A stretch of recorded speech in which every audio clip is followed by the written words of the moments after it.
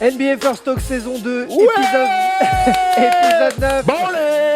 Bonne année. Bonne santé, meilleurs vœux. Bah oui, ça fait longtemps qu'on s'est pas vu comme ça. Tous les trois, ils vont bien regarder. Ouais. Thomas Dufan et son magnifique t-shirt. Ouais, c'est Fusion. le t-shirt du rire jaune. Faut qu'on fasse un concours pour vous le gagner, les gars, parce qu'il régale Russell Westbrook, Kanye West. Boum, ça fait un Fusion. Kanye Westbrook. Voilà, Kanye tout simplement. Westbrook. Erwan à votre aide, toi. Très bien, mon ami, 2018, l'année de la First Team et l'année des gens qui regardent la First Team. Ça fait plaisir. Au programme aujourd'hui, rien que pour vous dans ce nouveau First Talk, on va parler en focus d'Isaiah Thomas, le retour qui change tout pour les Cavs. C'est la question qu'on se pose. Steph Curry également de retour, lui à un niveau exceptionnel. Est-il en mode MVP? C'est la question qu'on se pose. D'ailleurs, on prendra aussi vos commentaires sur le site first-team.fr dans le débat. Et tout de suite, sans plus tarder, les news. Bryant on the move with the jumper. He got it! Pour démarrer ces news, on voulait vous parler du Thunder au KC, une embellie, et puis finalement, ils ont perdu 114-100 face à Phoenix. Alors, comment parler d'OKC sans parler de Russell Westbrook, nouveau triple-double, exceptionnel, 14e de la saison. Où en sont-ils finalement? Ils sont dans le positif, mais à chaque fois qu'on a l'impression qu'il y a une embellie, il n'y a plus rien derrière. C'est fragile. Ouais, c'est fragile. C'est fragile. Alors, cette année, on est qu'en janvier, début janvier. Et on a l'impression qu'on a déjà dit tout et son contraire sur l'équipe d'OKC. Donc, déjà, avec la signature de Paul George et de Melo, il y avait Thomas qui avait un avis, j'avais un autre différent. Il y a eu ce début de saison compliqué. Puis après, il y a eu cette embellie. Et puis hier soir, boum, il y a cette nouvelle défaite chez les Suns. Ils n'étaient même pas en back-to-back. Ils étaient loin de leur standard défensif et ils se sont fait cueillir sur un match d'attaque. Donc, c'est compliqué aujourd'hui d'avoir des certitudes autour de cette équipe. Ils peuvent jouer les yeux dans les yeux avec les meilleurs et perdre contre les plus faibles. Justement, on a les stats d'OKC. Regarde Tom, et c'est une des meilleures défenses de la ligue. Alors comment on peut comprendre que tout d'un coup ça craque comme face à Phoenix, qui est une équipe en difficulté? C'est difficilement explicable. Hein. Après, ça fait partie des aléas d'une saison. Vous savez que jouer contre Phoenix, c'est pas le match le plus bandant de la saison, donc tu peux te faire cueillir. Malgré tout, ces derniers temps, moi, je les ai trouvés très rassurants. Et surtout dans le jeu, ça a un peu changé. Alors défensivement, on le voit, 5e sur le rating, ça c'est une très bonne stat. Offensivement, ça a un peu augmenté par rapport à notre dernier débat autour d'eux, où on les avait bien défoncés. Russell Westbrook est redevenu Russell Westbrook, c'était la chose qu'on attendait, c'était le truc principal. Jouer juste, faire des passes, être un Steve Nash, un Emerick Jano, ça ne lui va pas. Il faut que Russell Westbrook soit Russell Westbrook, avoir le dallon, prendre des tirs, croquer par moment, être à 25 tirs par match, c'est pas grave. Paul George est aujourd'hui son lieutenant. Fallait que tu places Emerick Jano dans l'émission. Ah mais Emerick Jano, c'est l'archétype D'accord. du meneur qui est dans la première passe et qui joue très juste. Et ben Russell Westbrook, c'est pas ce mec-là. Et t'as besoin d'un Russell Westbrook à 25 points par match, qui fait les triples-doubles et qui est leader clairement de son attaque, malgré évidemment les excès, mais ça fait partie de son personnage. Il a remis la main sur son équipe en fait, on a envie Tout de dire, simplement, parce c'est qu'à vrai. un moment donné, alors Melo a toujours été le troisième larron et je trouve que ça lui va bien et lui il a peut-être pas envie d'en faire plus non plus. Il est vraiment dans la finition. Voilà, il est vraiment dans la Ah finition oui. pure. Paul George à un moment donné a pris un petit peu plus de créa, mais ça gagnait pas non plus. Et du coup, donc Oui, Russell Westbrook est redevenu Russell Westbrook. Il est encore pas loin d'un triple-double en moyenne. Et finalement, c'est peut-être comme ça, c'est peut-être le visage le plus sympa et le plus en réussite du Thunder. Moi, j'aime surtout beaucoup la relation de Russell Westbrook avec Steven Adams sur pick and roll. Je trouve que l'année dernière, ils n'avaient pas ça, ces deux-là sur pick and roll. Ils n'étaient pas aussi efficaces. Cette année, vraiment, le pick and roll Adams-Westbrook, c'est une tuerie quand même. Hein. Donc ça y est, il se trouve, et on peut considérer quand même que la suite, même s'il y aura encore des hauts et des bas, ce sera de toute façon une qualification en play-off. Bien sûr. Alors oui, là ils On sont est plutôt bien, ils sont faussement cinquièmes. inquiets. Ils sont On cinquièmes, est faussement ils sont à inquiets. la lutte donc avec Minnesota qui a deux matchs et demi d'avance. Derrière, il y a Denver et Portland qui sont pas très très loin.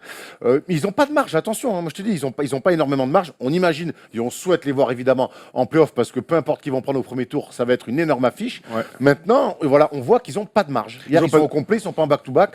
Et ils font un non-match complet, ça peut arriver. Ils ont pas de marge malgré tout. Ils ont eu une très bonne série de victoires.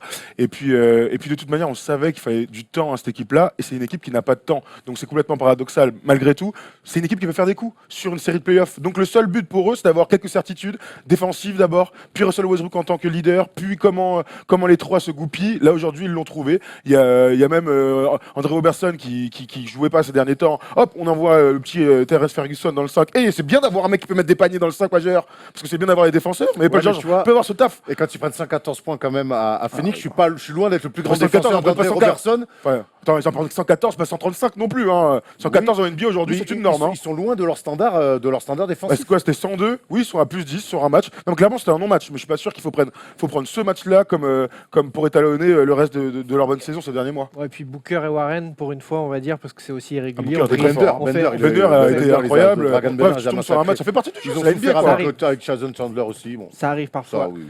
Les autres news, Houston la vie sans James Harden, c'est pas la même limonade après son froissement aux ischio-jambiers niveau 2. Docteur Abotret, niveau 2 par rapport au niveau 3 et au niveau 1. Alors, je sais pas trop, je suis pas docteur. Par contre, tu me parlais de mauvaise limonade. Effectivement, la limonade a un goût bien dégueulasse. On dirait un Perrier éventé. Et je suis un peu surpris. Dégueu, finalement. Perrier éventé. Hein. Hein Dégueu. Alors, oui. non, mais attends, Et je suis dégueu. un peu surpris finalement de voir cette équipe-là. Alors, il n'y a pas James Harden, certes, mais il y a Chris Paul sur la main. Le style de jeu reste à peu près le même. Et pourtant, ça ne marche pas du tout. Alors, je pense que ça coïncide aussi avec une baisse de forme générale. Mais à ce point-là, je suis assez surpris. Justement, vous qui les avez vus jouer face aux Lakers, là, c'est le match, enfin, c'était pas le même match, mais il s'est blessé face aux Lakers à Harden. Ouais. Mais vous les avez vus jouer, vous qui étiez à LA au mois de décembre, face aux Lakers. Alors, les Rockets avec et sans Harden, c'est complètement différent. Quand on les voit comme ça en vrai, il y a un truc qui se passe au niveau du leadership. Forcément. Mais pourtant, il y a Chris Paul derrière. Forcément, Ils ont forcément. vécu sans Chris Paul en début de saison. Bah après, Là, enlève ton franchise player, ton équipe, enlève LeBron aux Cavs, on va rigoler, tu vois. C'est forcément que tu perds énormément de talent en leadership dans les fins de match, c'est lui qui s'occupe de tout. Il n'y a plus aucun système, c'est que du 1 contre 1 et des mecs au large. Moi, j'ai quand même quelques raisons. De ce moment-là, ils sont quand même à 7 défaites sur les 9 derniers matchs, alors qu'on avait loué leur qualité d'abord en attaque forcément, mais même défensivement, ils avaient progressé. Ils sont toujours 13e sur le rating cette saison, donc c'est clairement honorable. 27-11, il n'y a pas péril dans la demeure. Malgré tout, il y a un mec qui manque, et alors jamais j'aurais imaginé le citer comme ça, mais c'est Luc Richard Mbamouté, qui est un des tout meilleurs défenseurs, on va dire, de NBA sur son poste. Mais jusque-là, on ne se rendait pas compte à quel point il avait de l'impact sur l'équipe. Dès qu'il s'est blessé, défensivement, ça a été une cata. Le bilan était cata. Alors Gerald Green est arrivé maintenant pour suppléer sur le deuxième arrière, il met des tirs, mais bon, il va pas défendre. PJ Tucker est cata. Ryan Anderson n'a jamais été un bon défenseur sur le poste 4, donc ils sont clairement fébriles sur ce côté-là, et voilà, tout de suite, les résultats s'en font sortir. C'est quand même assez surprenant de voir un tel écart avec, bon, ok, comme tu le dis, t'enlèves ton franchise player, il n'y a pas besoin d'avoir fait Saint-Cyr pour comprendre que ton équipe va avoir moins de rendement, mais à ce point-là, tu vois, 7 défaites sur les 9 derniers matchs, alors qu'il n'y a pas si longtemps, il dégageait quand même une énorme déjà sérénité. avant qu'il se blesse. Hein. Ouais, je sais, oui, bien sûr, Ah ils oui, ont commencé à perdre avec Harden, hein, mais il dégageait il n'y a pas si longtemps que ça, il y a un petit mois, une telle sérénité de manière générale. Quand on avait rencontré Clint Capella, on le semblait, tu vois, il parlait d'aller chercher la première place, d'avoir l'avantage du terrain, il pensait aux Warriors. Daryl Morey a eu une interview aussi sur ESPN, il a dit, nous, notre but, c'est de taper les Warriors. Et finalement, un mois plus tard, on a plus envie de se dire, essayer de garder la deuxième place et d'avoir l'avantage du terrain le plus longtemps possible en play-off. Il y a eu confrontation contre les Warriors. Ouais, ils ont perdu 124-114. C'est pour ça que ça a peut-être moralement aussi été compliqué à gérer la presse. J'espère pas, de toute mais façon, sur une saison régulière, un match, c'est seulement un match. Il n'y avait pas James Harden par contre. Il n'y a clairement pas James Harden. Après, ils ont été dominés dans ce match-là, et les Warriors, on en parlera dans le débat, sont sur un nuage en ce moment. Mais c'est vrai que c'était intéressant de voir, mine de rien, tu as Chris Paul dans l'effectif, tu peux regarder les Warriors a priori les yeux dans les yeux, et ils sont fait dominer sur tout ce match-là, sur tous les postes. Klay Thompson et Curry ont été incroyables, ils n'ont jamais réussi à les arrêter, avec Trevor Ariza qui défendait dessus. Ça a été compliqué. Maintenant, pas d'alarmisme. Aujourd'hui, ils sont deuxième de la conférence Ouest. Chris Paul, justement. Chris Paul, les stats en image, regarde. Avec lui, ouais, on a l'impression pas mal. que tout va. Pas mal, oui, ce sont des bonnes stats à la Chris Paul. Voilà, donc son bilan à Houston, 17 victoires, 3 défaites, tout va bien. Moi, c'est pas là que je l'attends, je m'en fous de la saison régulière. Il s'est intégré parfaitement dans l'effectif. Moi, c'est en play-off que j'ai envie de voir l'apport de Chris Paul sur la tenue de balle, sur la gestion du tempo, sur les moments faibles de James Harden, parce que ça lui arrive en play-off, on se souvient contre les Spurs. L'année dernière, il avait complètement, il avait craché complet. Donc voilà, Chris Paul, pour moi, il a 1 an pour convaincre et aller en finale de conférence pour la première fois de sa vie. De toute façon, il y a toujours, à part les Warriors, on a envie de dire, il y a beaucoup d'équipes qui ont toujours des creux dans la saison, hein. Les Warriors, après, ils ont un vécu, il y a une profondeur de banc et ils ont que des superstars quasiment, donc forcément, ils ont moins de creux que les autres, voire pas du tout. Mais finalement, c'est presque humainement normal d'avoir des creux comme traversent en ce moment les Rockets. On espère que ça va pas durer pour eux, quoi. Il y a une équipe à qui on dit toujours que de toute façon, elle n'ira pas au bout. Pour autant, chaque saison, rebelote, ils sont là, ils sont présents. Toronto plane tout simplement 3e de la Ligue, 2e à l'Est en ce moment.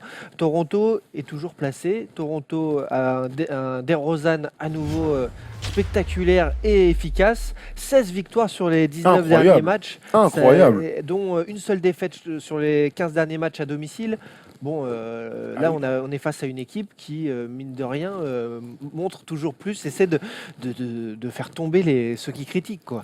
C'est clair qu'en saison régulière, ils sont toujours au rendez-vous, mais je les trouve plus forts que les années d'avant, moi-même. Parce que je trouve que l'équipe est mieux structurée. Alors, Kyle Lowry, c'est bizarre, malgré son gros contrat, est un peu moins bon au niveau des stats. Par contre, il y a DeRozan qui a franchi un vrai cap, j'ai l'impression, même si dans les stats, il a déjà fait des meilleures saisons scoring. Mais là, je le sens patron, papa. Il emmène tout le monde avec lui. Et puis derrière, surtout, ce que j'aime beaucoup dans cette équipe, c'est qu'ils ont, depuis 2-3 saisons, drafté des bons petits rookies qui aujourd'hui sont bons. Et j'aime bien les jeunes, les Siakam, les Potel, les Norman Powell, Delon Wright, même Van Vliet. Voilà, c'est des bons petits jeunes comme ça. Et je trouve qu'il y a une réflexion à avoir cet été, peut-être autour de Lowry, si on peut peut-être trouver une monnaie d'échange pour vraiment trouver quelqu'un de plus complémentaire avec DeRozan actuellement. 3 questions, Tom, autour de Toronto. Qu'est-ce qui a changé vraiment selon toi? C'est DeRozan qui est plus seulement un marqueur? Oui, alors ça c'est la première raison, elle est évidente. DeRozan aujourd'hui est très très très fort.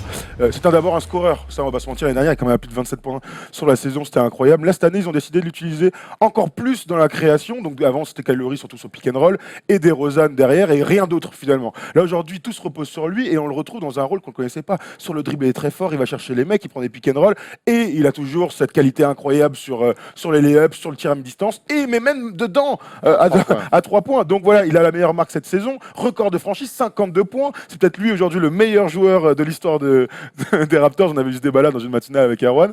Donc voilà, ça c'est la première raison. Il y a un autre truc, tu peux me le remettre vite fait, désolé Polo, le tableau de l'équipe. Il y a un truc dont on n'a pas parlé, mais c'est une équipe top niveau, défensivement, offensivement, 4e meilleure attaque sur le rating, Complète, ouais. 6e défense de la NBA avec un meilleur bilan que Houston alors qu'ils ont fait un début incroyable.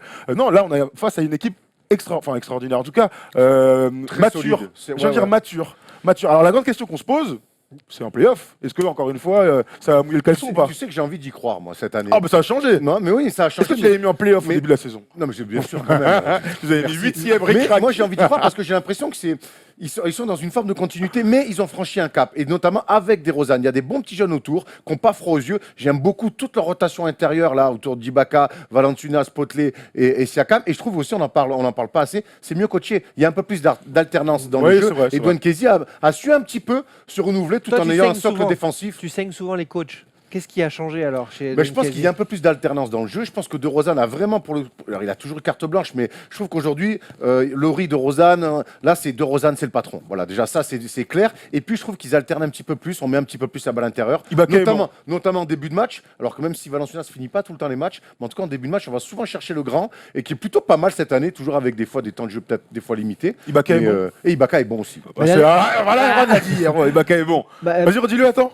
Ça va, ma dernière question sur eux, vous êtes allé tout de suite loin direction les playoffs, mais avant ça, est-ce qu'ils ne pourraient pas avoir l'idée, avant la trade deadline, de se fournir un 3e larron pour avoir un Big 3 là, Ce serait fou, hein. Il y a 2 mecs. Il y a 2 mecs pour moi qui sont avec des contrats et qui ont une vraie valeur marchande. C'est Lowry, qui a un gros contrat. Et qui va pas partir maintenant. Compliqué, d'accord.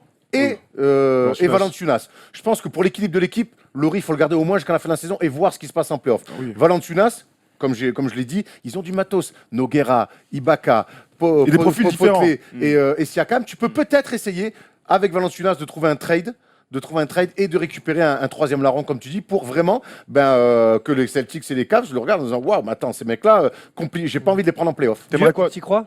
Non, je crois pas, je pense qu'ils vont pas bouger. Là, on a vu, ça se passe très bien. Moi, j'aimerais bien. Ça fait des années qu'on imagine un gros poste 3. Pourquoi pas? Alors, 1, 2, 3 dans une équipe, ça fait beaucoup. Et puis, merci pour les intérieurs pour railler. Regarde, ça fait OK si un peu. Exactement. Alors pourquoi pas un intérieur très fort offensivement? En tout cas, tu sais, le genre de mec, quand tu l'as dans l'équipe, t'es obligé de lui donner la balle. Alors, j'ai des Marcus Cousins en tête. Je pense pas à lui, même si pourquoi pas, soyons fous. Hein. Le taux d'imposition est très fort. Hein. Des Marcus ne va pas au Canada ni en Californie. Tu vas te faire ouvrir pour les impôts. Non, mais voilà, donc c'est une bonne question. Je pense pas qu'ils vont bouger. Non, parce que ça se passe bien. Tu sais pourquoi? Voilà, parce que ça se passe bien, et puis qu'en fait, tu vois, quand on se dit, tiens, Valanciunas, on peut peut-être penser à quelque chose, on y réfléchit, et il n'y a pas grand monde comme ça qui te vient à l'idée, tu dis pas, allez chercher lui. Autant, par exemple, Tristan Thompson, pour les Cavs, je dis, allez chercher DeAndre Jordan, autant là, pour les Raptors, il n'y a pas un nom comme ça qui me saute. D'ailleurs, dites-nous dans les commentaires si vous avez des idées, vous en avez souvent des bonnes, mais là, l'équipe l'équipe, elle marche. Allons jusqu'en play-off et on fait un bilan une fois Comme chaque année, après quoi. les finales NBA. Et chaque année, tu vas nous dire dans 6 mois que tu es encore déçu du coup. Non, parce que j'attends de voir. Alors forcément, s'ils peux font être des déçu playoffs s'ils sont nuls en playoff. Non, mais attends, Ah tout oui. le monde est déçu des Raptors en playoff. Bah oui. C'est un secret de polichinelle. Le jeu qu'ils proposent en saison régulière par rapport à ce qu'ils proposent en playoff, il y a quand même un écart incroyable. C'est pas moi qui le dis, c'est tout le monde qui le voit surtout. Autre news, dernière news de ces derniers jours, le All-Star Game. Ça y est, ce sera dimanche 19 février. Pour ceux qui voulaient le rappel de la date, 67e édition à LA. En tête des votes, on a 8 jours là, de la fin. Giannis Antetokounmpo. Alors devant LeBron James, il y a le tableau donc à l'est et à l'ouest qui est tombé par rapport au poste.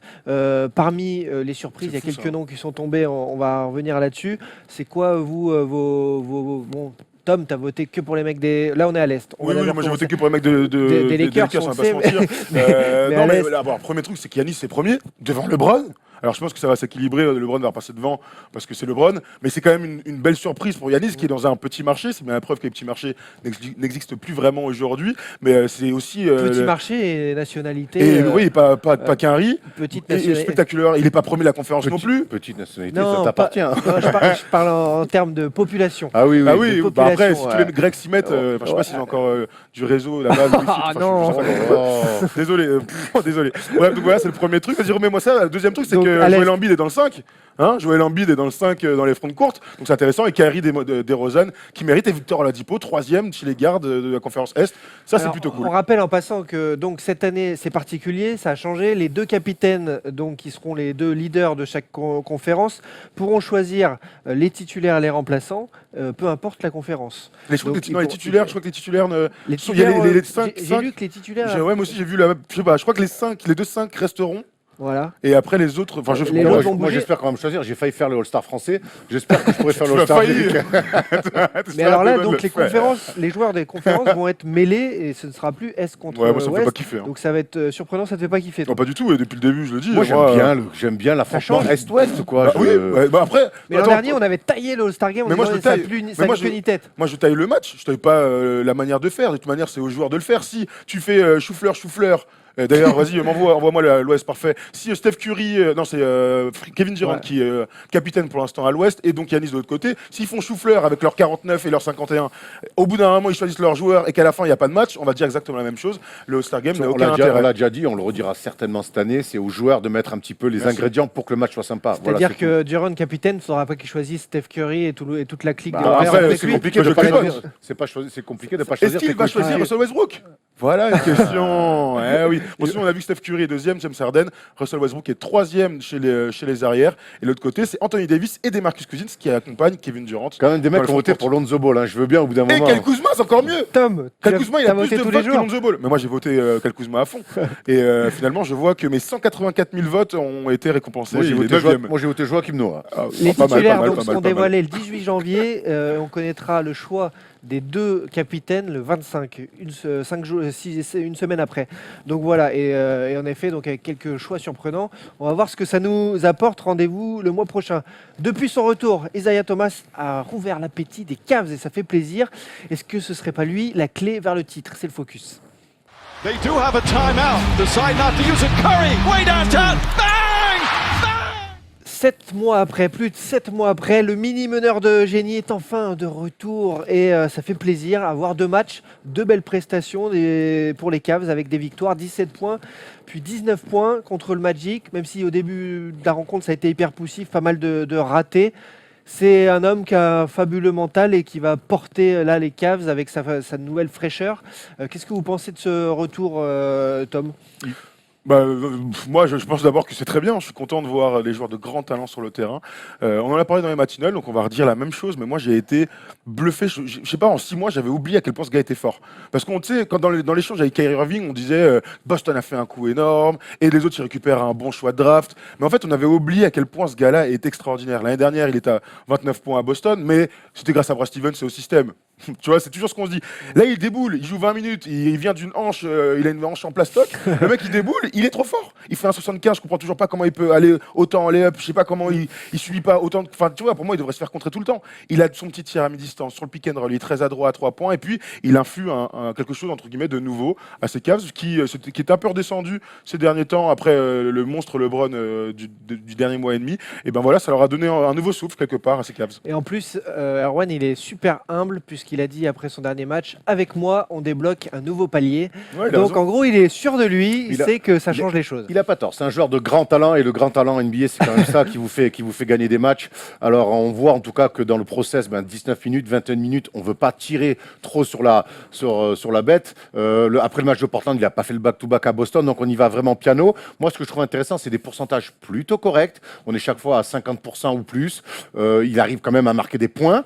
Et puis voilà, ça fait un playmaker à côté de LeBron. On sait que LeBron est monstrueux, Thomas vient de le dire, mais on sait aussi que LeBron tout seul, ça marche pas. Il va en finale, Il a juste. besoin juste, entre pour guillemets, gagner. hein. Moi, de toute façon, Cleveland, pour moi, est un favori au titre, donc Bien sûr. je parle chaque fois pour ça. Et donc, voilà, avoir un playmaker à côté de lui, au même cas que James Harden avec Chris Paul, c'est toujours quelque chose de plus. Offensivement, ça va amener un petit peu plus de forme de jeu. J'ai l'impression que Tyronn Lue a mis quelques trucs en place en s'inspirant de ce que faisait un petit peu Boston l'année dernière sur des remontées où il joue des pick and roll, des main à main, où là, il est très très fort.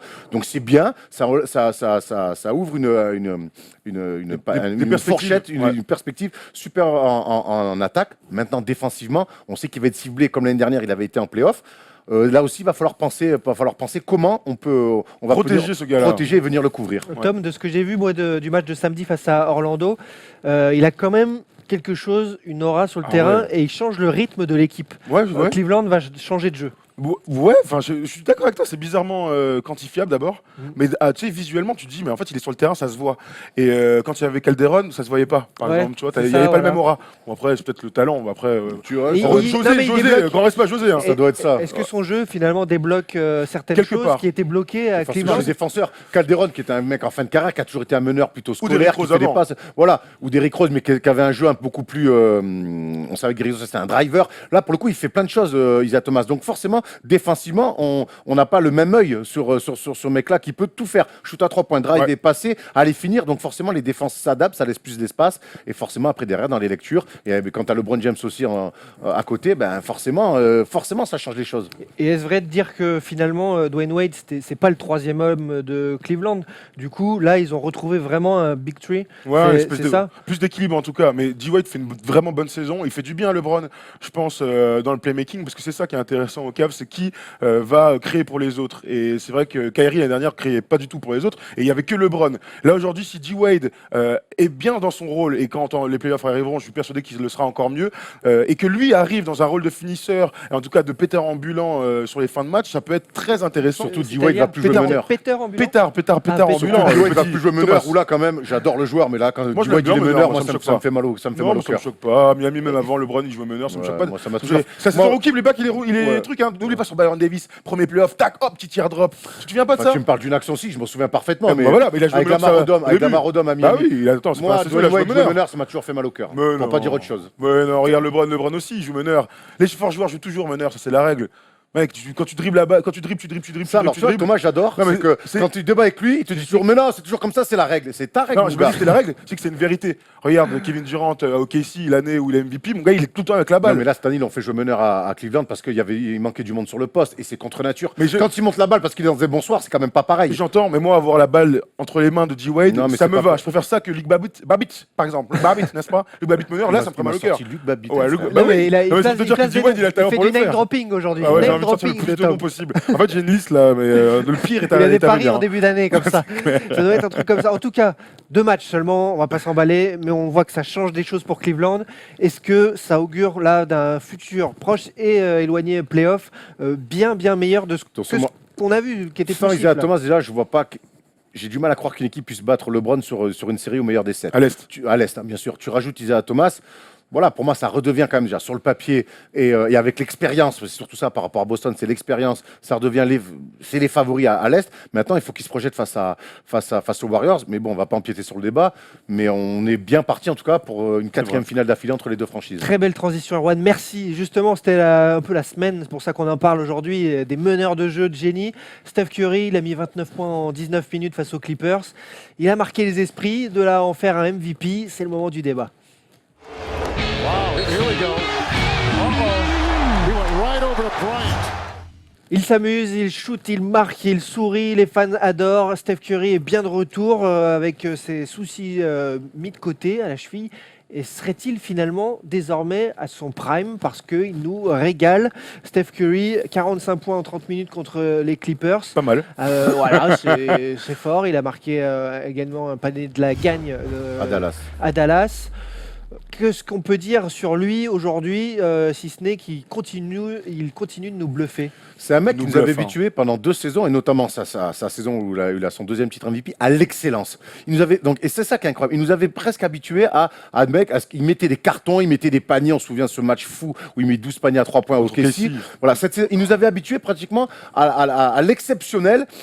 Et quand il mettait que 20 points, on se dit, ou 23, on se dit, bon, ça va moins bien. 23. Alors, après, il y a eu la saison. Tu vois, l'année dernière, quand même, on a l'impression qu'il est un petit peu plus en retrait. Il est quand même à 25 points par match, ce qui est quand même assez fou. Et là, c'est vrai qu'on retrouve l'exceptionnel. Alors, avant, il y avait le Steph Curry très bon, excellent. Et là, on retrouve le Steph Curry exceptionnel, mais c'est un mec qui reste toujours dans le très, très haut du panier. C'est un joueur supérieur, mais bon, ça, on vous apprend rien. Non, c'est clair, là, depuis son petit retour, donc tu l'as dit, mal à la cheville, il a quand même été absent pas mal de matchs, là.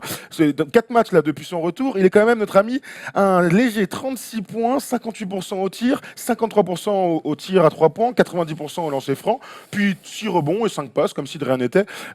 Pourquoi on a voulu absolument parler de ce gars-là? C'est qu'il y a 2 ans, il a fait une saison... Enfin, le mec qui me dit que c'est la plus grande saison de tous les temps, je vais pas lui dire que c'est un fou. Tu vois, on peut parler de Will Chamberlain, on peut parler de Jordan 88, on peut parler de, je sais pas, il y en a plein de Westbrook l'année dernière, mais la 2015-2016 de Curry, elle est extraordinaire en highlights, en termes de pourcentage au tir et en termes de victoire. Et clutch et victoire. Donc là, voilà, merci Polo. Donc ça, c'est les 2 dernières saisons. Par contre, c'est 2 saisons MVP. Donc sa première saison, il est à 24 points, 7,7 passes, 4,3 rebonds, avec un bilan de 67 victoires. Et 2016, donc le chef-d'œuvre, le record des victoires sur une saison pour une équipe, et donc les 30 points, les 7 passes et les trucs, et surtout des highlights, tu l'as dit, le match contre OKC, je l'ai encore regardé il n'y a pas longtemps, je m'en lasserai jamais. Et en fait, donc, du coup, je suis allé regarder dans les stats avancées pour comparer tout ça. Donc cette saison-là, 2016, là, il est au true shooting percentage, donc vraiment la stat avancée, ça pondère les shoots les plus difficiles, c'est-à-dire que les shoots à 3 points sont plus difficiles qu'un lay-up main gauche, c'est évident, donc ça vaut plus. Il était à, je retrouve ma petite stat, à 66,9%. Juste pour info, LeBron est au-dessus de 60 en gros quand il fait une très bonne saison. Il est à 64 ces derniers temps parce qu'il est extraordinaire. Cette année, il est un petit léger 66,8. Donc il est dans ces eaux-là. Tu vois, aujourd'hui, il n'a pas perdu d'adresse du tout. C'est ça, il est au moins aussi extraordinaire que cette saison-là. Et pourtant, il y a Kevin Durant qui est dans son équipe. Et pourtant, il est plus vieux et donc il a moins la dalle, entre guillemets. Il a moins à prouver aussi. Donc voilà, Steph Curry est aujourd'hui l'un des tout meilleurs joueurs de l'histoire. Faut vraiment se le dire parce que c'est merveilleux ce qu'on peut voir de lui sur le terrain. Et puis il y a aussi peut-être le fait que pour certains qui suivent peut-être moins la NBA, il a un gabarit totalement humain. Il a ce côté flamboyant que certains autres, même mais LeBron James, il est moins athlète que ce que peut être un Westbrook, un John Wall ou d'autres, ou même James Harden, tu vois. Largement, oui. Ouais, oui, donc, largement. mais par contre, il a un sens du jeu, c'est un basketteur. Voilà, c'est un basketteur. C'est le basketteur qui sent bien les coups. Et c'est incroyable parce qu'on a l'impression qu'il est redevenu au top, alors qu'il était même pas, alors qu'il n'avait pas spécialement baissé de niveau. Mais là, on a parce que là, il retrouve cette espèce de mainmise sur les matchs où il fait, où il fait taire les publics, ou en tout cas, il les fait réagir. On l'a vu à Dallas quand il met ce tir-là. On l'a vu au Staples Center. On voyait des voilà. Et ça, il s'est remis à faire ça. Et c'est assez incroyable à voir. Il n'y a pas Kevin Durant. Et pourtant, tout roule chez les Warriors. Et c'est en partie grâce à lui. C'est même carrément grâce à lui. Ouais. Tu sais, quand on dit il y a des mecs qui changent le basket et tout, lui, par ses 3 points et la dimension qu'il a donnée aux 3 points, c'est-à-dire que le tir d'OKC, il tire quand même de, je sais pas moi, 14 mètres. Et il met une filoche comme si nous, on tire au lancer franc. Enfin, c'est quand même un truc de ouf. Il a changé clairement le jeu. Maintenant, tu es obligé d'aller chercher les mecs, sinon tu prends des tirs dans la gueule. Et là, il est reparti sur sa planète Mars là pour tirer de n'importe où. Et c'est vrai qu'il est clairement inarrêtable. Alors, on parle du tir de Dallas, Dirk, Papy, je sais qu'il a 38 et tout. Mais il sorti d'écran de Steph Curry sur sa gauche, tu sais qu'il faut y aller, là, il reste 3 secondes. Il est là, il met du temps à monter. Après, il ça. sert de viseur. Poteau, vas-y, faut monter là. Vraiment, les défauts. Il est long en fin surtout de sur une match. dernière action, faut monter. On c'est en a, Steph Curry, on en a poteau. déjà parlé. Si un jour on a la chance d'avoir des images avec l'NBA, on pourra se faire une spéciale défense ouais. sur pick and roll en NBA comparé avec ce qui se fait parfois en Europe. Mais c'est vrai que là, sur une dernière possession, tu sais que Draymond Green vient poser un écran dans l'axe. Tu sais très bien que derrière, c'est bingo. Ah bah vrai, oui, derrière, oui. c'est bingo. Il y a- Donc il y a après, une est-ce que vidéo. c'est une bonne idée de mettre Nowitzki à ce moment-là du match? Est-ce que c'est bien que ça soit lui qui défende le poseur de pick? Bon, bref. Non, après, ça, ce qu'on peut dire sur la fin de match, d'ailleurs, il y a une vidéo incroyable qui tourne, c'est les shoots clutch de Curry sans temps mort, parce qu'on sait qu'en NBA, boum, temps mort, tu mets un système, il y a un gars qui prend un tir. Steph Curry, c'est le meilleur mec, quand tu prends un panier, t'es à -1, il va monter la balle tranquillou, boum, boum, il fait son truc, bam, il marque. Et c'est vrai que sur une dernière action sans temps mort, bah, c'est Dirk qui est sur le terrain parce qu'il fallait marquer de l'autre côté, et que c'est Harrison Barnes qui met son spin tu move. vois, Et finalement, il défend, il se fait avoir, mais avec comme un les bleu, finales, quoi. avec les finales de l'année dernière, où finalement c'est Kevin Durant qui a été clutch, qui a pris le leadership un peu, on s'était presque dit il est rentré dans le rang. Tu vois ce que je veux dire? Façon Curry, Et quoi. alors, Oui, oui. alors qu'en fait, Ouais. pas du tout. Et je pense que sur les 5 dernières saisons, c'est certainement l'un des tout meilleurs mecs clutch dans les, si on fait oui. des stats qui doivent exister, dans les 15 dernières secondes, mettre des paniers pour tuer les matchs. Il est parmi les Et tout ça, meilleurs. il le banalise en plus. Mais Il le de toute façon, banalise.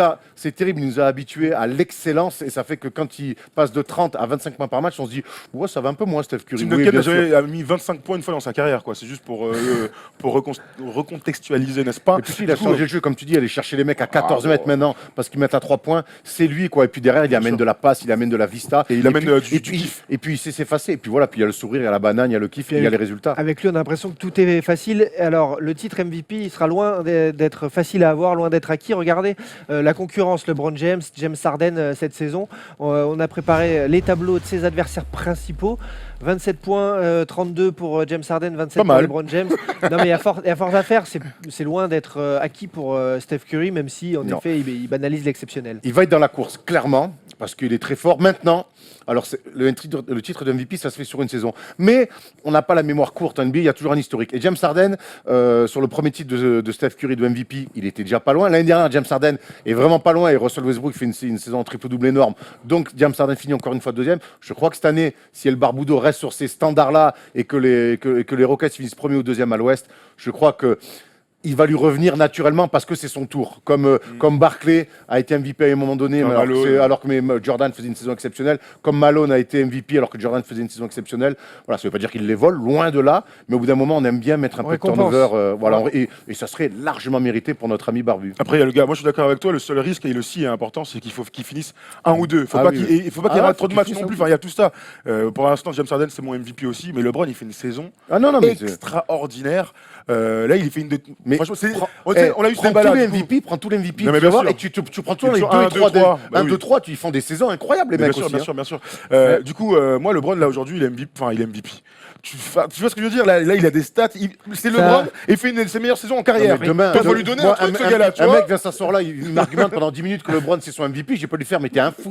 Ouais, c'est clair. Mais bon, après, il faut bien. Moi, je pense qu'Harden, sur l'ensemble de son œuvre, il ouais, doit et mérite d'être.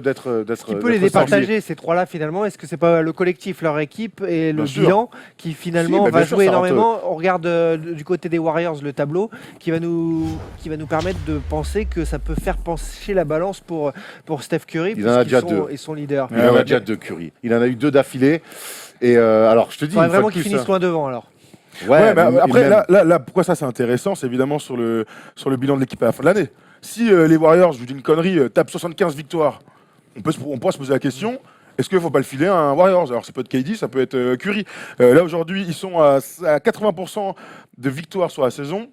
Quand ils font un retour, bon, leur record, c'est 89%. Bon, ils sont un peu loin, hein, mine de rien. Ça va Les être mecs, dur.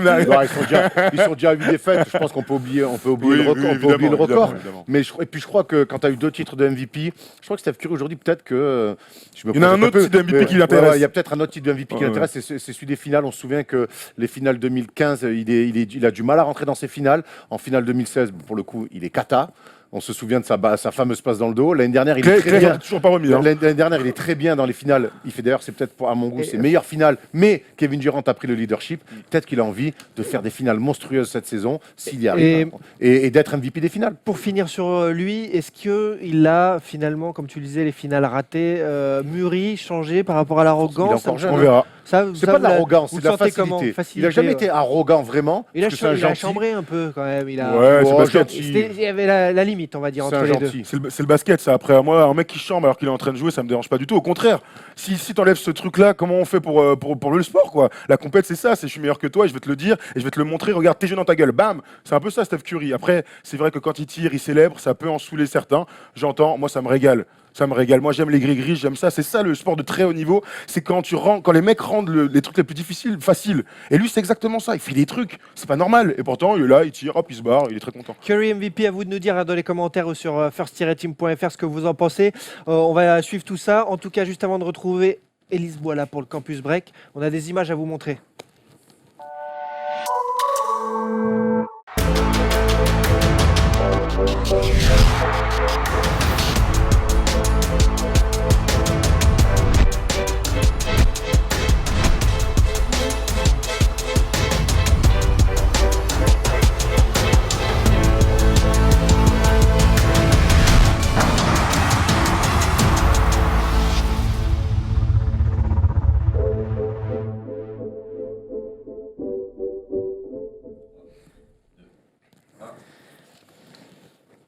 Le All-Star Game français, vous y étiez. Il y a la vidéo d'ailleurs sur la chaîne de la First Team. Ouais. Racontez-nous Qui a fait deux beaucoup secondes, parler. deux secondes pour Alors- nous raconter. Alors avec Ouais. nos amis des SFR Sport, on a fait croire un petit peu aux gens qu'on allait être All-Star. Certains l'ont vraiment cru, ce qui était Réaction plutôt, un peu Team premier excessive, degré. les gars. ce qui était plutôt marrant. Alors je rassure les gens très premier degré, voire même qui étaient même en colère de nous imaginer. pourquoi toi, Erwan Pourquoi toi, qu'est-ce que t'as fait dans ta nous vie imaginer faire un All-Star. On aime beaucoup trop ce sport et pour participer à un match de professionnel, même si c'est un All-Star. Donc voilà, c'était pour faire une blague. Il y a la vidéo où les coachs et les joueurs ont joué le jeu et on vous explique tout dans cette vidéo. Très sympa et très marrante. En tout cas, nous, on a eu la chance, parce que c'est une chance quand même d'avoir nos noms dans les vestiaires, nos maillots floqués, les maillots d'entraînement. On a pu faire le shooting avec les joueurs. Et déjà ça, c'était une énorme surprise. Et bien sûr, il n'a jamais été question que je mette un pied sur un terrain, sur un match professionnel à 35 piges et surtout en n'ayant jamais le niveau pour être là-bas. Pour ceux qui ont déjà vu les images, Tom, juste en une seconde, tu les as mis, tes shoots, il y a eu combien de prises, tout ça? Non, en vrai, Parce que attends, c'est- parce que je sais que là, il y a celui qui est en train de bégayer parce qu'il y a Elise qui nous a rejoint. Regarde, ça y est, c'est pas grave, on peut dire qu'elle est là, hein, vous inquiétez pas, les gars. Voilà, oh, coucou. Le Et Campus du coup, Break arrive dans une seconde. non, Du mais en coup, il n'y a vrai, pas eu trop de montage. moi, T'étais non, franchement, il n'y a dedans, pas eu t'étais beaucoup de chaud. montage. C'est Mais impressionnant John quand même, la Robertson- salle et tout. Non, mais ça tranquille, tu vois. Le problème, c'est qu'il était 10h du mat et que je me lève, j'enfile un jogging, je vais tirer. Bien sûr que j'envoie des briques. C'est normal, non? En plus, je fais un concours premier à 5 avec John Robertson. C'est juste le MVP 10h du derrière. mat, on rappelle 10h du mat MVP pour des Tom, finales. c'est comme 5h pour vous. Hein. C'est comme, toi, ouais. là, c'est comme toi quand tu te lèves pour la Ouais, matinale. c'est clair. C'est comme ça. MVP des dernières finales de pro et je fais un concours avec lui, il m'a régalé et tout. Non, Lourd. on Non. s'est régalé, on vous invite à aller regarder la vidéo parce qu'elle est bien et qu'elle est maintenant, là comme ça, elle s'est affichée tout à l'heure. Donc voilà, régalez-vous. Où en sont les Français de NCAA? Élise est là, c'est le Campus Break.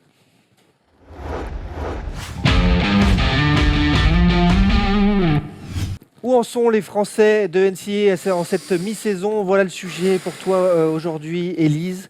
Alors d'ailleurs, on le rappelle, dans la matinale, donc vous avez voté pour choisir ton sujet, puisque tu étais là dans la matinale sur Facebook, C'est en ça. live avec tout le monde.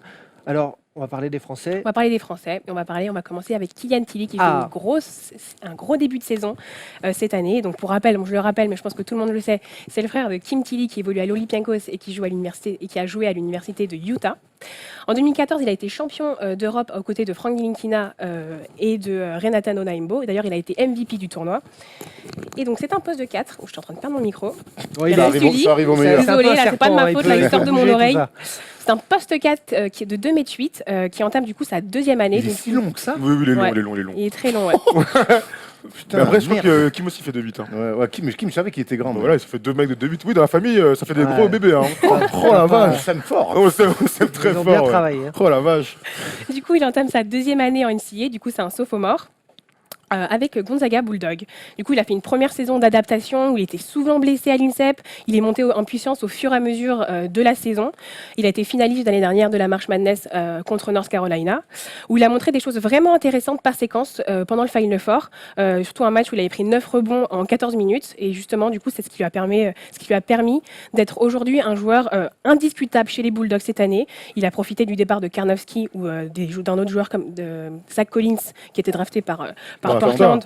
Portland, Atlanta, Portland, ouais. Non ou par Portland. Portland, Oh la ouais. vache. Et Karnowski qui joue à Andorre avec Avec Andrew. Avec Andrew. Et avec Ada Sané aussi qui vient de signer. Exactement. Ça fait Ouais. penser un peu à Joaquin Noah, sa première saison à Florida. Il joue pas du tout. Et après, on connaît la suite. D'ailleurs, tu vois, David Lee, donc, ouais. Après, la première année pour un freshman, il ne joue pas, c'est pas forcément négatif. Il joue pas parce que voilà, il doit s'adapter physiquement. Il y a des joueurs devant lui à son poste et voilà, il doit prouver, il Et doit c'est gravir. Gonzaga, c'est pas Kentucky. Les mecs, ils font des cursus longs. C'est ça. Oui, Donc, t'as c'est des ça. vrais Ouais, juniors, seniors devant toi. Quoi, Il y a eu ça. une C'est grosse ça. évolution physique justement. Ah oui, il y a une grosse évolution physique. Il est plus agressif offensivement, justement. Il se contente pas juste de marquer sur des ronds off comme il faisait l'année dernière. Il fait à peu près tout. Il shoot à 3 points, il drive, il passe. Il fait à peu Vrai près tout pourcentage, poste 4. hein. Ouais. C'est ça, il a 12 points, 6 rebonds, alors que l'année dernière, je crois qu'il tournait à 6 points, si je me trompe pas. Hein, que Ouais, 4 regarde. points, c'est écrit là, désolé C'est Polo. sérieux, là, 12 et 6. Non, franchement, il y a une vraie évolution et comme on le dit, même physiquement, il s'est développé. Et d'ailleurs, il a fait un énorme poster dunk contre un gars contre Creighton le mois dernier. Je vous invite vraiment à aller voir la vidéo sur YouTube. Franchement, c'est plus du tout l'allumette que c'était quand il était à l'INSEP. D'ailleurs, ce soir-là, il avait fait un gros match. Il avait marqué 22 points, 8 rebonds, 3 passes. Et son meilleur match, c'était en décembre contre les Jaguars d'IUPUI. Donc, c'est compliqué, hein, c'est Ah, vraiment il faut bien. se lancer. Hein. Où il marque 27 points, 4 rebonds en 26 minutes. Il est vraiment dans une bonne dynamique cette année. Et je vous en avais un peu parlé avec Thomas dans le breakfast vendredi. Où d'ailleurs, juste la veille, il venait de marquer encore 22 points en 22 minutes contre l'université de Pepperdine. Du coup, Il voilà. monte en puissance en plus. Il monte en Ouais, puissance, c'est bien. il pose ses billes peu à peu pour un C'est avenir c'est en un NBA. potentiel NBA. En tout cas, s'il continue sur cette lancée-là, oui. Peut-être pas pour cette année, peut-être plus pour l'année prochaine. Et Polo qui me devance, voilà. Donc ça se passe tellement bien pour lui que les fans ont créé un slogan qui est reprise d'une pub de Bud, la bière Bud, Ouais, on le connaît où bien. en fait, Budweiser. c'est ça, où en fait on sert... On va citer également Cronenbourg. Je rigole. La chouffe aussi. on va citer. Pour que vous puissiez comprendre le tableau, en fait, du coup, dans la pub, on sert un verre de bière à un roi qui fait Dilly Dilly. Et du coup, tout le monde l'a repris en disant Tilly Tilly. Pas Et mal. du coup, maintenant, en match, il a droit à des pancartes et dès qu'il est sur le terrain, ça crie Tilly Tilly. C'est la coqueluche Du stade de Gonzaga.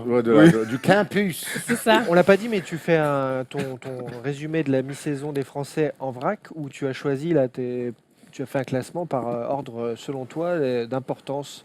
Il y a un joueur qui ressort plus qu'un autre pour toi. Kylian Tilly Kylian, c'est vraiment pour ressort cette le- année. voilà, Oui, c'est vraiment important, son année en tant que C'est Français. important ouais. de le dire. Autre joueur des Bulldogs de Gonzaga. Exactement, Joël Ayayi, je vous en avais parlé lors d'une Ouais. de mes premières chroniques sur les Français. Donc lui, je ne sais pas si vous suivez un peu, mais il n'a pas joué parce qu'il est déclaré en tant que redshirt. C'est une saison pour lui où en fait il va s'entraîner, il va faire l'échauffement, les jours de match, mais il ne va pas jouer. Donc c'est une décision qui a été prise avec le staff de Gonzaga. C'est pas du tout négatif. Ça lui permet aussi de ne pas perdre une année d'éligibilité sur ses 4 années d'éligibilité NCAA. Donc l'année prochaine, il jouera en NCAA en tant que freshman. Donc cette année, il va l'utiliser pour travailler son physique, pour travailler les fondamentaux. Et Un bel enfant lui aussi. Hein. Ouais. Mais redshirt, c'est la première fois que j'entends un mec redshirt en étant freshman. ah non, non, il il y n'est en a. pas freshman. Tu peux choisir. Si, il est freshman. Enfin, c'est sa première année, mais il ne va pas jouer. Donc en fait, par exemple, redshirt, ça peut être... Officiellement, ce sera que l'an Pour prochain. moi, redshirt, c'était quand tu changeais de Non. fac pour éviter Alors, les transferts. aussi, mais redshirt, ça peut aussi parce que tu es blessé et donc du coup, on décide de te D'accord, laisser. Ça peut ok. être aussi par rapport aux notes. Que tu n'as pas assez des bonnes notes pour jouer, donc du coup, on te laisse une année où tu vas, toi, remonter tes notes parce que la NCAA est très, très Si moi sévère j'avais avec ça. joué j'aurais fait 4 ans de redshirt. Ou alors t'aurais fait comme Derrick Rose. Avec Comme Derrick mes Rose. notes kata. T'aurais traficoté tout et puis hop, on aurait levé ton maillot. Donc c'est vraiment pas alarmant pour Joël Ayayi parce que, par exemple, je vais vous donner un exemple. Jalen Howard, qui était un Français qui joue en high school, lui est né en 98 et Joël Ayayi est né en 2000. Donc il a 17 ans. Donc, il y a de la marge, voilà, alors. donc il a de la marge. C'est vraiment une saison pour lui qu'il va utiliser pour vraiment travailler. Il a dit qu'il voulait pas, en fait, cette saison, jouer entre 5 et 10 minutes et grappiller des temps de jeu. Il veut vraiment arriver en NCAA prêt. Donc d'où Pourquoi la. Pourquoi pas, hein, À pourquoi 17 ans, ça va, peut t'as être de la Oui, marge, hein. il a de la marge. Sur le ça peut être campus, une bonne stratégie. Après, moi, jouer des matchs, c'est le meilleur des entraînements quand même. Oui, Mais clairement. après, il s'entraîne à mort, il s'entraîne même beaucoup plus que les autres. Je répète exactement Donc, ma phrase. Les matchs officiels. C'est le meilleur entraînement, des Ouais, matchs ouais. officiels. C'est vrai On que fait c'est pas quand mieux même, comme entraînement. Que ce soit à l'INSEP, Même que lui, ce ça soit doit- dans le championnat d'espoir ou. Je suis d'accord. à Après, moi, Gonzaga, c'est une stratégie. Hein. Oui, oui, non, mais après, il a 17 ans. Très bien. mais, Ça doit lui manquer, mais ça peut être payant en effet. Autre Français, Monsieur Ponce, de son prénom Monsieur Yves. Yves Ponce était lié aux qualités physiques et athlétiques impressionnantes et Regarde. énorme défenseur. Ah oui, je Condor. Ah, quel âge il a déjà lui? Ah, bien sûr. Il va finir à WWE. Il est impressionnant. Il a rejoint l'université de Tennessee. Il sort aussi de l'INSEP. Et lui, il a commencé sa saison blessé à la cheville. En fait, il a regardé la première chronique sur ce que j'avais fait sur les Français. Et ta en fait, DM. il m'a dit. Non, c'est Ouais, moi, t'as c'est un moi état. qui l'ai DM. Ah, il nous regarde, Yveton, on est bien Oui, content. donc du coup, on lui passe un petit coucou parce que je sais qu'il s'est intéressé. Il a dit alors, ça se passe quand First Team, machin et tout. Donc du coup, il s'est abonné à la chaîne et tout, il regarde. Et du coup, j'avais dit qu'il avait pas beaucoup, il avait débuté la saison en ne jouant pas beaucoup. Il m'avait dit que c'était parce qu'il était blessé à la cheville. Donc, il est rétabli. Il n'a joué que 6 matchs depuis le début de la saison, mais Tennessee fait une très bonne saison. Du coup, il y a pas mal de juniors à sa place, avec beaucoup plus d'expérience. On espère qu'il va faire un peu comme Kylian Tilly, Prendre le temps de se s'y mettre, développer et puis gagner sa place au sein de l'effectif pour la saison prochaine. Donc, les Vols sont 9e de la conférence, avec donc, la conférence ACC, avec comme bilan une victoire, 2 défaites en match de conférence et une grosse victoire contre Kentucky ce week-end 76-65. Ils sont à 10 victoires, 4 défaites en match hors conférence, dont une victoire plus tôt dans la saison contre une autre équipe ou un autre de nos Frenchies joue, Wake Forest. Très belle Ah, transition, pas mal. auto-transition. C'est ça, parfaite. auto-transition. Ouais, je te pique ton job un peu. Et parle de tonton là, parle de tonton s'il te plaît. Parce que là, on Allez. parle d'un vrai tonton là. Tonton. D'ailleurs, lors de cette confrontation, il avait fait un match plutôt correct avec 7 points et 8 rebonds. Qui ça? Olivier Sarr. Ah, tu l'avais dit déjà? Oui, je l'ai dit. Ah, excuse-moi, j'avais pas entendu. J'ai pas dit Ah, bah, désolé. j'ai- Olivier moi, Sarr. tonton. Mais tiens, si aussi, souviens-toi, c'est le pivot de 2m14 avec une envergure de 2m21. Bon tonton. Bon tonton, hein. De Qui 14. lui aussi entame sa première année à l'université de Wake Forest, coaché par l'ancienne légende NBA Danny Mannings. Et d'ailleurs, il avait dit que c'était pour lui qu'il avait décidé de s'engager à Wake Pas mal. Forest. Donc il tourne pour l'instant à 3 points, 3 rebonds en 15 minutes. Il commence à avoir un peu plus de temps de jeu depuis le début des matchs de conférence.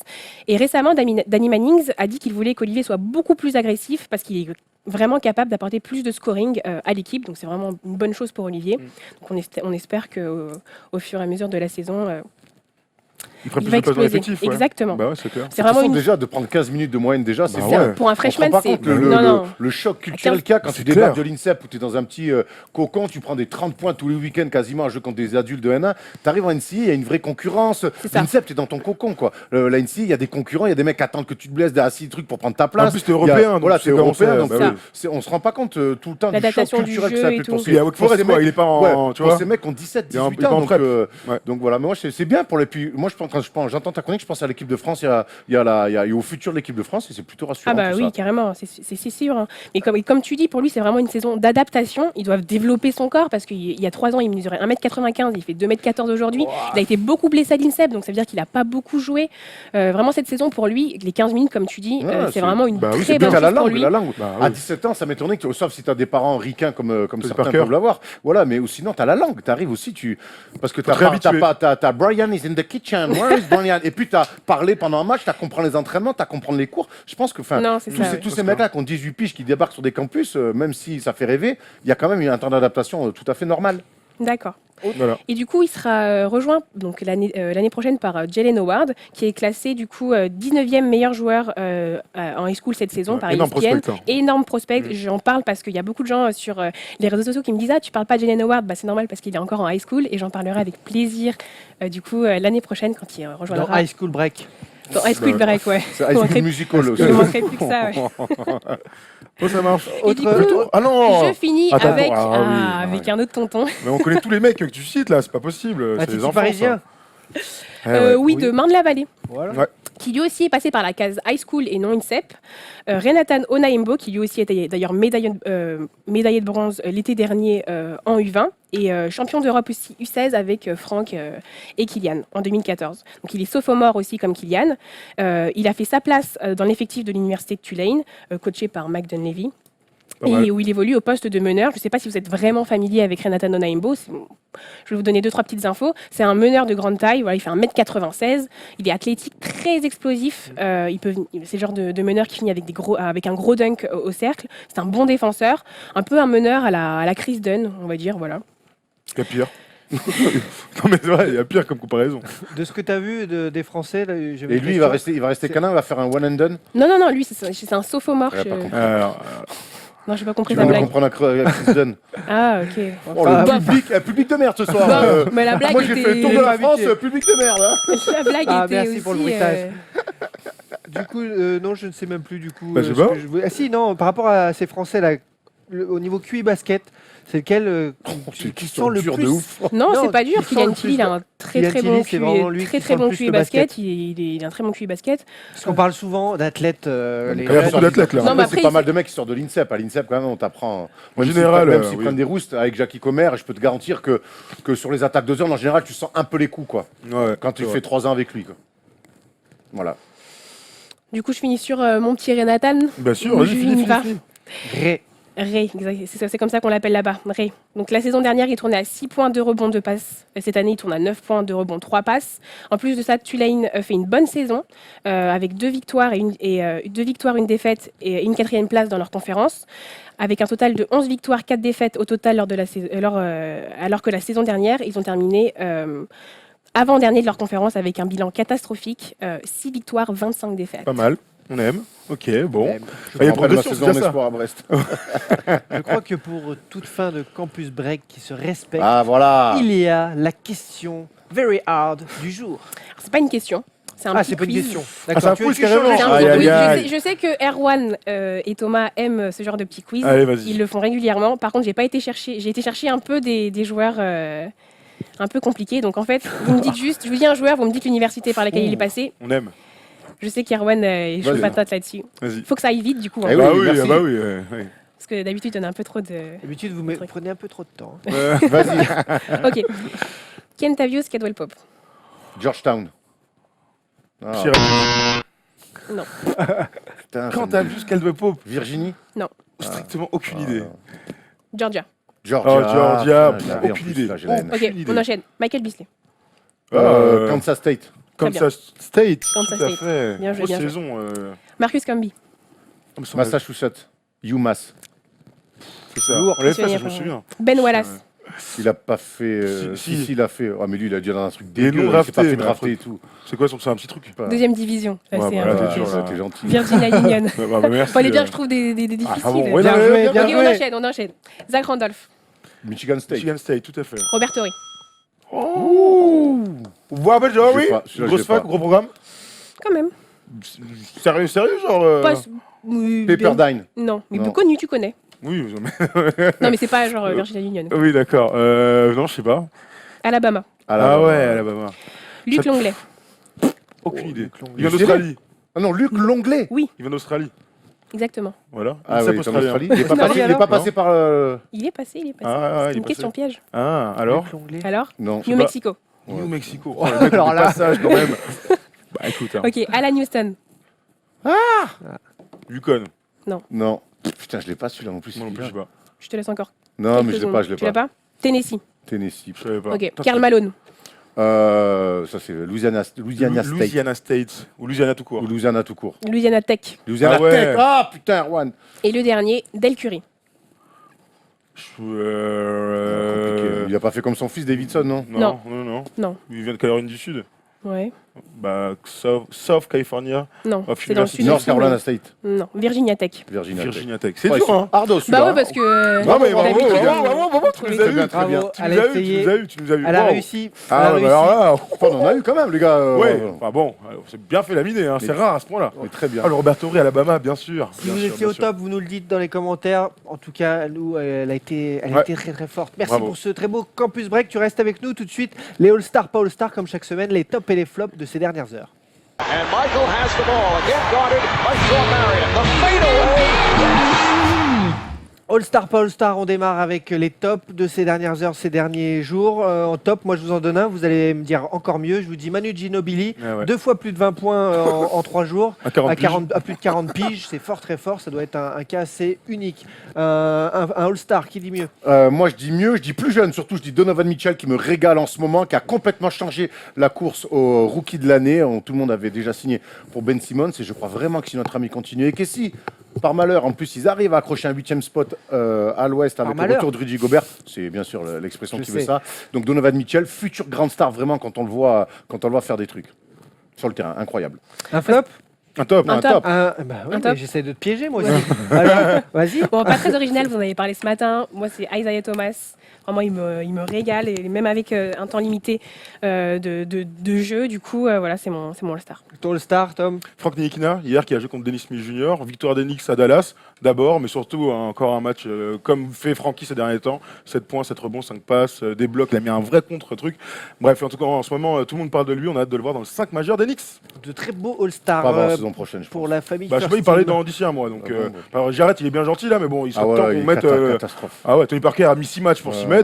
Frankie mettra 3 mois. Il était plus vieux. Ouais, c'est clair. All-Star, pas All-Star. Les pas All-Star de la semaine, si je vous en donne un en photo, c'est Monsieur Airball, celui qui a une mèche bien trop longue devant la tête pour marquer un panier. Elfrid Payton, coupe-toi les cheveux, bordel de merde. Alors bon, pas besoin de faire des ça, je suis quand pas, même le moins bien placé pour parler de cheveux, mais merde mon gars, qu'est-ce que tu branles avec ta coupe quoi? Mais non, mais vous comprenez pas, ça c'est une affaire d'Éthiopiens. Non, mais vraiment par contre. Ah bon? Qui dit pire? Oui, Qui dit pire? Pas All-Star. C'est un truc qu'on Élise. pourra parler un jour sérieusement si vous voulez. Moi, mon pas All-Star, je reviens dans la NCAA parce qu'il y a eu pas mal d'upsets la semaine dernière. Du coup, c'est Arizona qui ont perdu contre une équipe vraiment bas de tableau contre Colorado. Et le coach Sean Miller était complètement, Hystérique. pas hystérique, mais plutôt dépité. Et en interview, il a dit qu'il a du mal à faire jouer ses joueurs pour lui et à faire que ses joueurs se donnent à fond sur le terrain et qu'il prend la responsabilité de tout ça. Ok, démissionne quoi. Ne démissionne pas, mais bon, c'est une saison compliquée alors qu'ils étaient mes favoris. Vous vous souvenez d'une première chronique. Et du coup, c'est plus c'est plus mes favoris, mais du coup, ils sont plus du tout favoris pour la March Madness, en tout cas. C'est très rare en NCAA, d'habitude les stars sont des coachs, les coachs sont des stars, c'est mieux. Et ça arrive jamais que les joueurs lâchent leur coach quoi. Alors, tu sais, c'est improbable. Ils n'ont pas lâché leur coach, mais en tout cas, il y a un problème de cohésion dans le. Tu dis ça, t'imagines. Oui. Pas All-Star, Erwan. Paul Star, moi j'ai parlé de Donovan Mitchell tout à l'heure, je redis Donovan Mitchell en flop pour sa dernière possession catastrophique hier soir face à Miami. Et puis surtout, donc il prend un tir très compliqué, le système était un peu dégueulasse. Puis surtout, il a une passe à faire à Rodney Wood tout seul.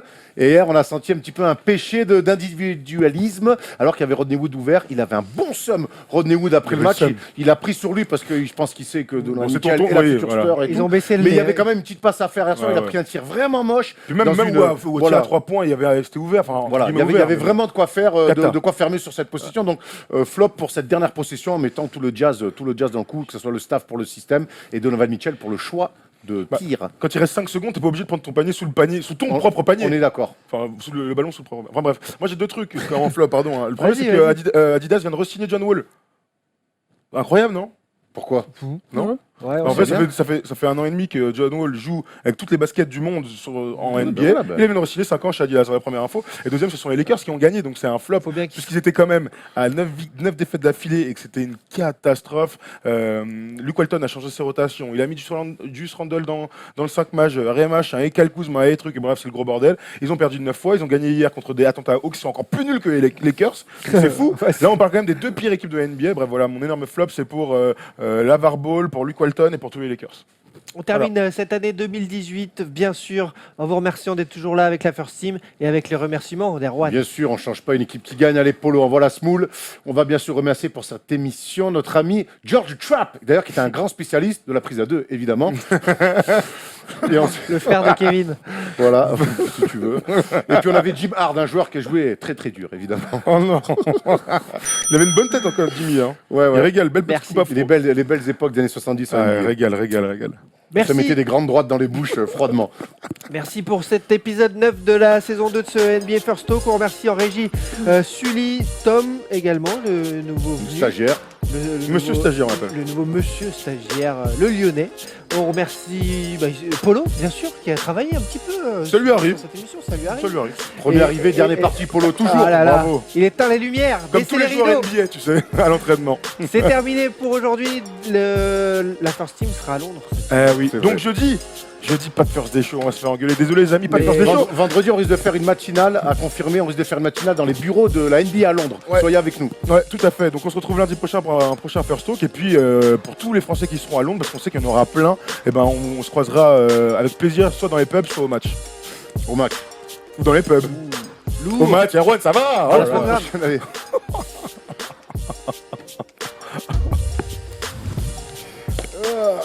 Bah alors